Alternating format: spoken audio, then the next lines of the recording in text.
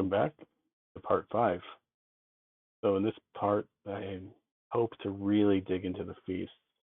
Is it really Christians connect all the 7 yearly feasts with the weekly 7 day Sabbath that, Jesus' arrest, these are prophecies, and therefore we can disobey them and do whatever we want because whatever is done in faith is not a sin, right?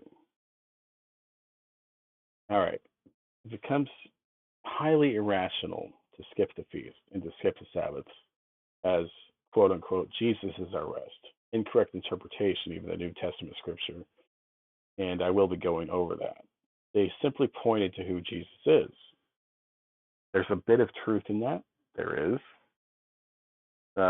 Tabernacles is definitely not fulfilled yet, though. And even when it is, when he returns, we can see here in Zechariah 14 that it still matters. And they are far deeper than that. And that's what I want to show here from Zechariah 14.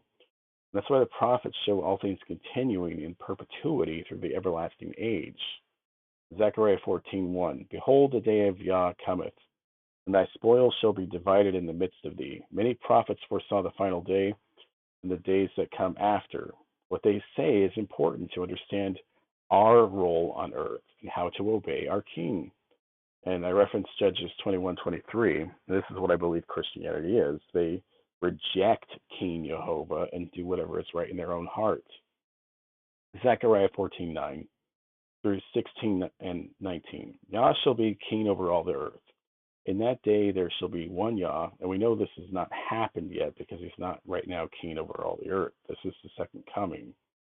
In that day there shall be one Yah, and his name one. And it shall come to pass that everyone that is left of all the nations which come against Jerusalem shall come, even go up from year to year, and worship the King, Yah of hosts, and to keep the Feast of Tabernacles. See, that they weren't skipping the feasts in the millennial reign. So why would you think it's okay to skip them now? And it shall be that whoso will not come up of all the families of earth go unto Jerusalem to worship the King, Yah of hosts, even upon them shall be no rain. And the fifth family of Egypt not go up, and come not that have no rain. There shall be a plague therewith. Yah will smite the heathen that come not up to keep the Feast of Tabernacles. And this is a warning I want you Gentile Christians to take to heart. He will smite the heathen that come not up to the Feast of Tabernacles.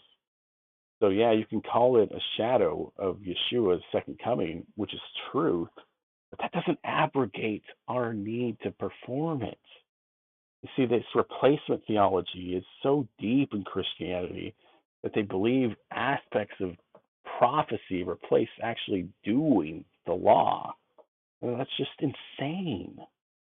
This shall be the punishment of Egypt and the punishment of all nations that come not up to keep the Feast of Tabernacles. Are you sure you want to skip the feast?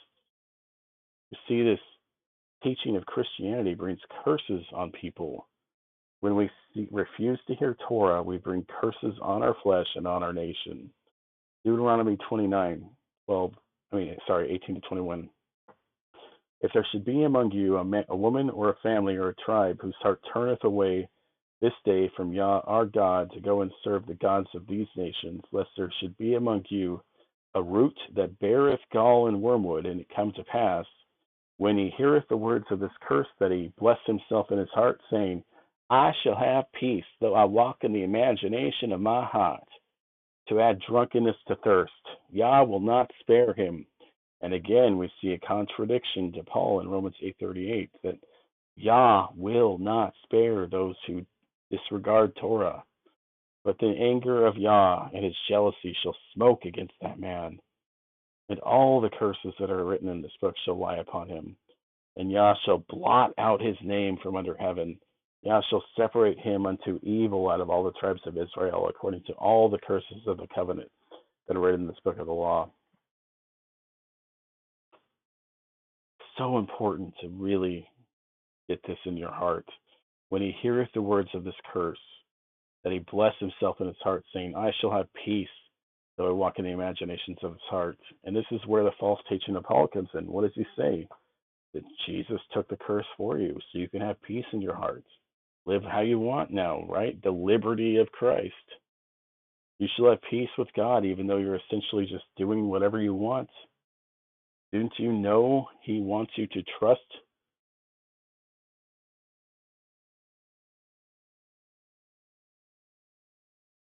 and to obey all things? Say a person follows the Ten Commandments, and this is another question, but fails to, and he never physically, sorry, say a person follows the Ten Commandments and he never physically commits adultery, but he still lusts after another woman. According to Yeshua, he still goes to hell. According to Matthew 5, that's true. And he says that it's better to cut your hand off and to pluck your eye out.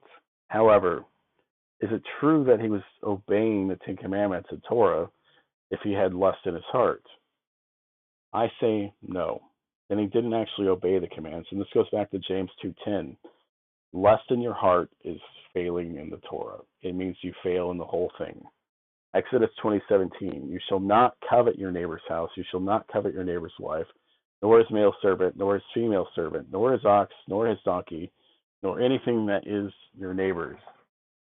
Leviticus 19:18. You shall not take vengeance, nor bear any grudge against the children of your people, but you shall love your neighbor as yourself. I am Yah. Just two. There are many others. The second greatest sums it up, however. If you are lusting in your heart for your neighbor's wife, you don't love your neighbor as yourself. You have broken the 10th commandment as well, lusting for something that belongs to your neighbor. Yeshua, Jesus, did not add to or take away from Torah. He repeatedly tells us this is our path of life. Matthew 19:17. So he said to him, why do you call me good? No one is good but one, that is God. But if you want to enter life, keep the commandments. And Matthew 15:3. He answered and said to them, why do you transgress the commandment of God because of your tradition?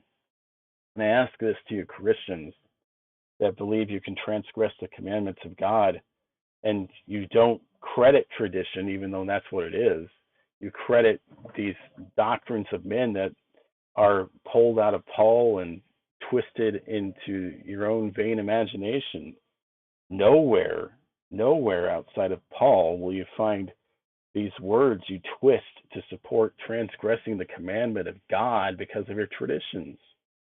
That goes for Catholicism, Mormonism, Protestantism, any of it. Even Seventh-day Adventists that keep the Sabbath, they fail in a lot of these points because they believe the Ten Commandments are all that matter. Remember, he says, not a jot or tittle from the whole of Torah will be done away with. Maybe we never physically murder anyone, but Yeshua says hatred towards our brother makes us guilty of murder and we still go to hell. Again, if he murdered someone in his heart, did he truly follow the commandments? Deuteronomy 32:35, vengeance is mine, and recompense. Their foot shall slip in due time, for the day of their calamity is at hand, and the thing to come hasten upon them. Leviticus 19:18, you shall not take vengeance, nor bear any grudge against the children of your people, but you shall love your neighbor as yourself. I am Jehovah. For there is nothing new under the sun. These are not new commandments. And the translation of John doesn't help people understand this, that I give you a new commandment. It's not a new commandment to love your neighbor as yourself. You can see that plain as day here. Torah demands we love one another. James 2:8. If you really fulfill the royal law according to Scripture, you shall love your neighbor as yourself. With Leviticus 19:18. You do well. And fulfill means to complete. It doesn't replace it. This is where Christianity is so confused. Well, I love my neighbor, therefore I'm doing Torah. No, he's saying if you love your neighbor and you are living it out, then you're completing, doing what's right in Torah. If you truly are performing the Torah command of loving your neighbor as yourself, it means you will complete, do, as James said in the first chapter, all of the commandments related to loving your neighbor as yourself. There's nothing in Torah that is against mankind. These are benevolent commands from our Creator. How to love Yah, how to love ourselves, and how to love others. Absolutely nothing in Torah is against us. This is Christian teaching. The Torah is an unbearable burden, and the only way to really fulfill it is through faith in Jesus. David fulfilled it without faith in Jesus, as did Zechariah and his wife. Luke 1:6, and they were both righteous before God, walking in all the commandments and ordinances of the Lord, blameless. And you will say, it's impossible to be blameless. That here is two people, two imperfect human beings, that Jehovah said, they are blameless in my eyes. I tell you the truth. You have to listen with your heart, not with your mind. You see, Jehovah revealed a verse to me that really unmasks why people can read Paul and read the rest of the Bible and not see the blatant contradictions. Why, Father, is this so pervasive? Why did you provide such a test for our mind where so many people fail?